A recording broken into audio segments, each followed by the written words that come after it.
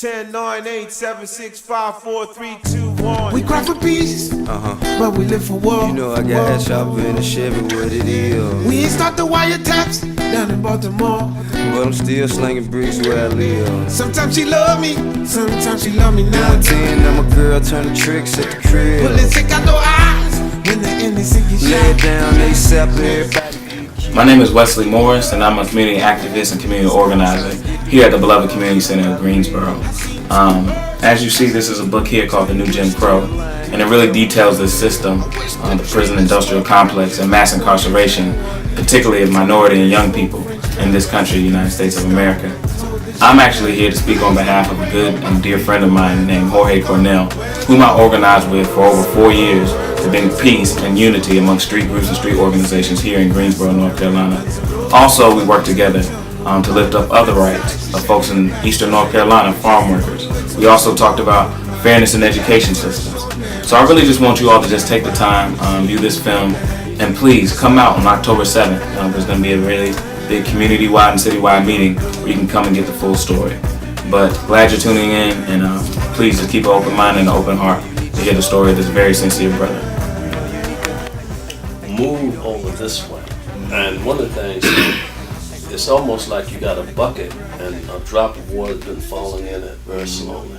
It gets to the top, and the next drop tips it over. You know? Right. And if you don't know it, you don't see it. If you've been there and you study it, you can see that we're at a tipping point in Greensboro, which means that you can actually tip backward too, because the forces, and that's part of what's going on with the Hawaii case. The Greensboro police are trapped. How can you have 49 criminal and civil cases brought by people within your department? You firing black and Latino officers. You've got all of them. That department is trapped. They trying to get out of it by refocusing attention away from them onto Jorge. That's basically what's going on. So they are using him and putting the gang label on him. And you've got young people who've done a few things. Right. But this has nothing to do with the RICO statute. Right. You know, it's like big time mobsters and people are running guns and liquor and dope. You know, you've got poor Latino and black kids struggling to make it, and they might have stole something, but they've been tried for that. Now you're going to bring all this back on top of them and say this guy told them to do it. It's utterly ridiculous. But you're in a particular moment in history where in the next 2 or 3 years, things are going to break in this country like you see in the Middle East. You know? You hear that?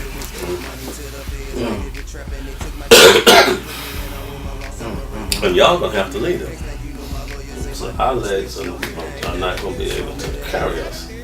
We depend on y'all to lead this way. And I think young people have got to see that you're stepping into a moment. The moment you're stepping into will make the 60s look small. The 60s was about challenging democracy inside of the United States. This period is about challenging the world. The United States now is the global superpower. As it gets, if it grows more and more corrupt, it actually corrupts the world. But if it's challenged and become more and more of a nation that does good things, it actually does the same thing. It affects the world. So it's no longer just the South and the United States. It's all over the world. And that's a heck of an opportunity for your generation to make a difference in this country. But this country makes a difference in the world, the way we're positioned. Let me get back down here, man, and get this. Thank you, Ray. Okay. Dream with eyes open because you did see what you saw, and you did feel what you felt because you is who you are. Only in America it seems they made a limit of law. Such a tragedy I saw. They locking the people who fighting for freedom. That's why you gotta dream with eyes open, because you did see what you saw. Let your sight and your vision be two peas in a pod. Fighting the fight of justice, you know there's bound to be some scars. But you did see what you saw. And since you saw what you saw, you should more clearly see who you are. True masters are said to teach what they know. That's part of paying back what they owe. Friendship and solidarity versus capitalism and prison mixed with insanity. I've seen political polarity, and in my deep heart of sincerity, I pray freedom for the righteous. As for our hopes, give them space, give them time, let them breathe. They may breathe a new earth and a new heaven for us to see. That's why you gotta dream with eyes open, because it's far too late for us to go to sleep. We can go for rest, to recharge our beliefs, make room for silence, asking our guides to speak. Lead us into life where our people can be free. Cause you see, some say to the poor, you're just too uneducated, and you showed up just a little bit too late. That's why I pray freedom for the righteous, and that one day their pain would go away. So I fight for the justice, and sometimes against the ill-will jakes, and shake the hands of the man for whom justice is not just a case. Whether we win or we lose, we must fight for the right to choose. Will we be righteous or pretentious and fake? Dream with eyes open, because you did see what you saw. Live the revolution and live who you are. Sounds of music strum the strings of guitars. You feel close, although these jails have us quite a distance apart. We can feel you in our body, sharing space with our heart. You see, I know God is near to me, although they say God is afar. More of your spirit is what I wish for you to impart. As the moon giving light in the dark, allow a moment to reflect the sun's wisdom in my heart. We say about Jorge Cornell, he is a good person. He's a young man who was a part of a street group called Almighty Latin King and Queen Nation. And he was turning that group toward productive work.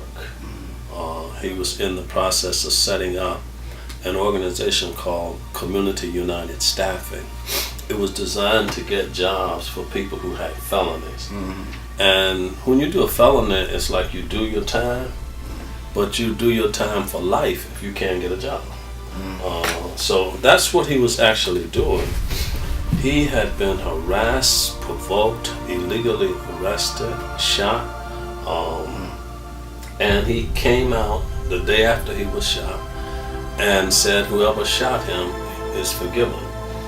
It was his view that the police had put somebody up to do it. They brought 18 felony charges against this young man in Greensboro and were not able to convict him of a single charge. That's when the Greensboro Police Department lobbied the U.S. Justice Department to bring RICO charges.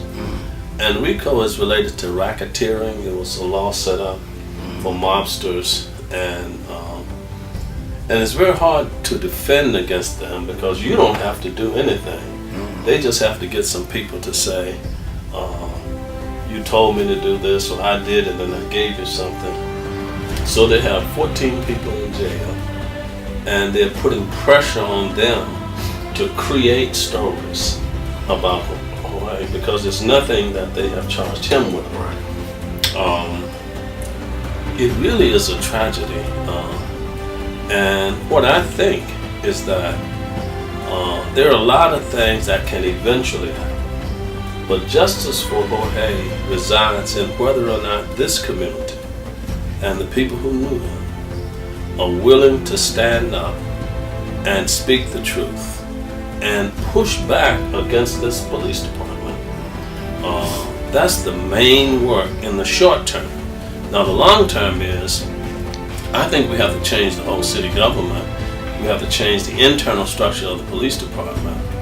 But I also think the RICO Act itself is not helpful anymore. I don't know if it was ever helpful, but it is now being used against the purpose for which it was created. To bring charges against somebody like Jorge, people have brought charges against labor unions. But for right now, I think the students, I think community leaders, I think clergy, I think people of faith have to come together. I don't know when you will be showing this, but a major step in the immediate future is our October 7th meeting over at Bethel at 4 o'clock. And then people have to go to this trial in large numbers, which is scheduled to begin on October 15th. Now that date might be changed, but it's only when people come together, stand up, and express themselves in a strong way.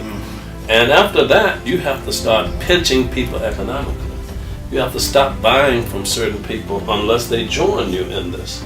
Because we spend our money every which way, and people don't join us in the struggle for justice.